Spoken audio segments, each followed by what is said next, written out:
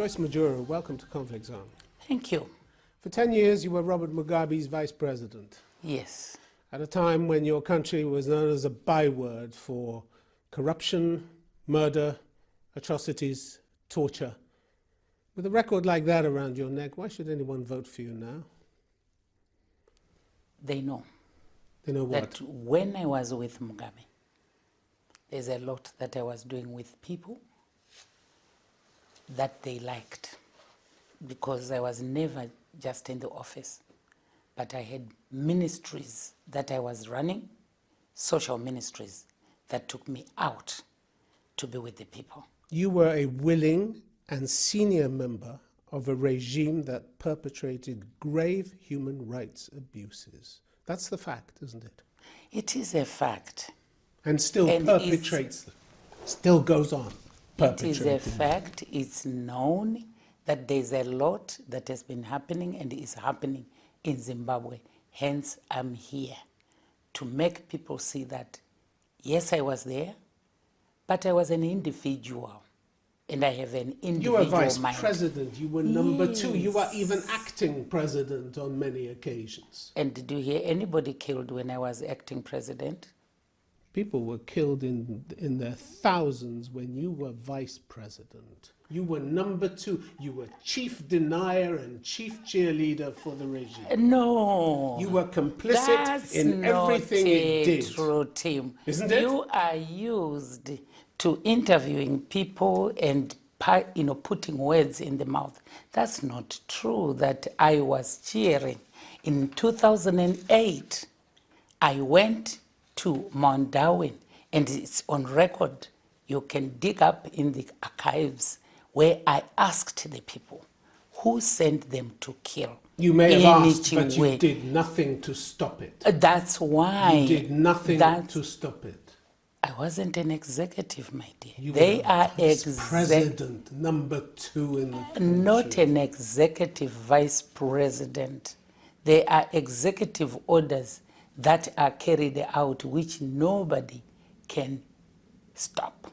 When the EU banned you from coming in 2011, it said you engage in activities that seriously undermine democracy, respect for human rights, and rule of law. So they knew what you were doing, didn't they? But now they have done it the other way, knowing exactly that others, yes, they were in the administration, but without full knowledge of what was happening.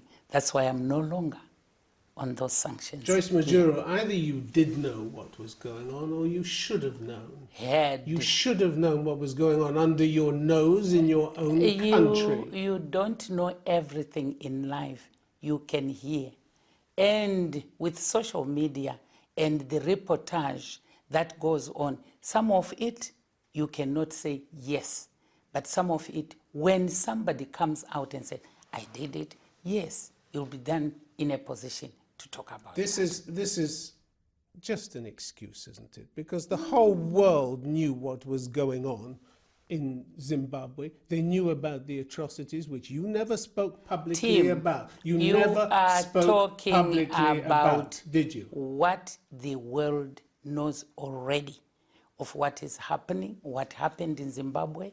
And this is the reason why I'm now able to visit even those people and talk to them. You claim to have known nothing about the Matabele land killings in the early 80s, where some 20,000 people were killed, massacred by army units working for your president. You knew nothing about this, despite the fact that your late husband was a senior army officer. You knew nothing about this. You have heard already that the 5th Brigade was not part of the army.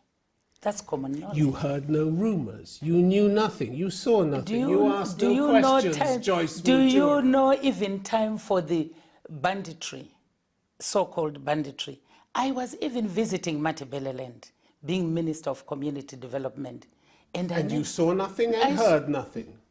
Seeing nothing, I didn't see. But hearing, yes, I was hearing. And you did nothing about it? But what powers would you have? Vice President, you could have spoken out. I wasn't Vice President in 1982. I wasn't vice president No. in 1982. No. I was Minister of Women Affairs and Community Development. And yes, I was visiting Matabeleland. And no, to you go didn't and speak out, talk did you? to the communities about how they can improve themselves. Joyce Mujuru, you went on denying knowledge for years and years, didn't you? In 2011, according to Africa Confidential, you told business leaders that the ZANU-PF leadership and the president were completely unaware of all the killings and violence committed in the party's name. That's what you said in 2011. That wasn't true, was it? That's what you are quoting, what the paper said. But you have heard That's what yourself you said. what Mugabe said, that it was a time of madness. The world knows that. That Mugabe Oh, that's an himself, excuse, is it? A time of madness? that's his an choice excuse? of words. That's his choice of And words. you But excuse right yourself now, that way? but You right excuse now, yourself? right now, I am in Matabeleland twice a month, discussing with the seniors in Matabeleland that, you know what, by association, yes, but this is the reason why I am coming to face you and say, do we want to live in the past, or we should now start to look forward? And we have an agreement already with the seniors, with the chiefs in Matabeleland, because they know. If I was And you personally... keep pretending that you didn't know about all No, the no, no, no. atrocities taking place I did not over the pretend. decade when you were in power. I did not pretend. I actually told them the truth.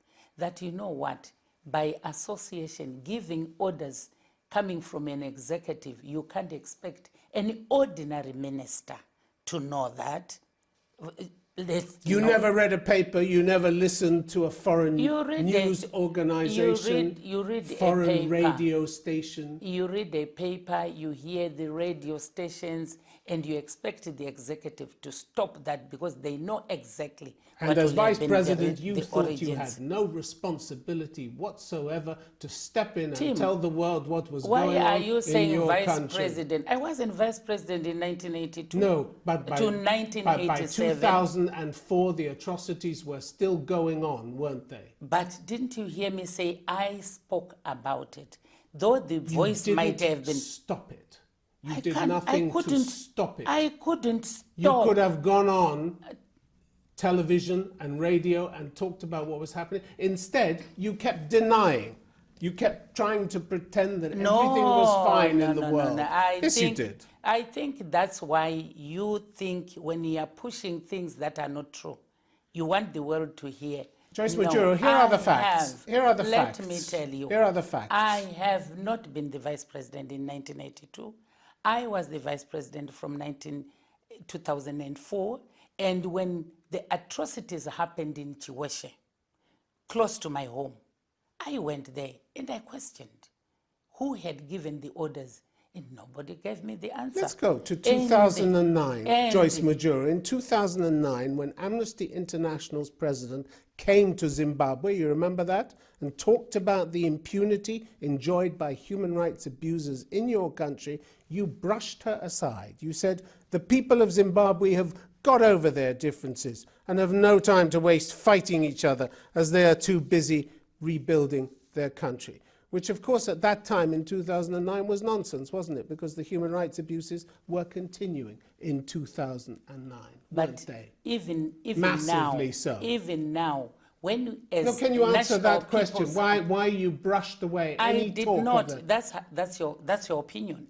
That's what you said. That's your opinion that I brushed there. You said the aside people of because Zimbabwe have I got over was- their differences. They hadn't, had I they? was not responsible for defense ministries. I was responsible for social ministries. You were a chief And denier for the regime, weren't you? You denied in public that these human rights abuses were taking place. have you not heard that Joyce Mujuru addressed and questioning why certain things that came to my ears were happening without the knowledge of us, some of us? You said June 27th, 2009, you expressed frustration with the lack of international aid, and you again pretended in public that there were hardly any human rights problems in your country. You said, yes, we still have those isolated cases of violence, but mind you, some of them are very criminal. So you played it down, you whitewashed it.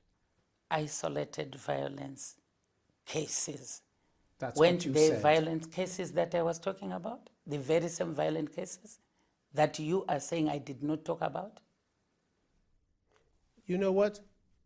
The State Department, US State Department said for that year when you just talked about isolated cases of violence. Do you know what they said about what was going on in your country? They said security for, and this is 2009 when you were vice president, they said security forces, the police and ZANU-PF dominated elements of the government continued to engage in the pervasive and systematic abuse of human rights. Trumped up charges, arbitrary arrest, intimidation I'm and very corruption. happy you're talking about that, because you're talking about trumped up charges, and those are either the courts or the security forces, which I have never been in charge of. And you just said a few isolated But- cases.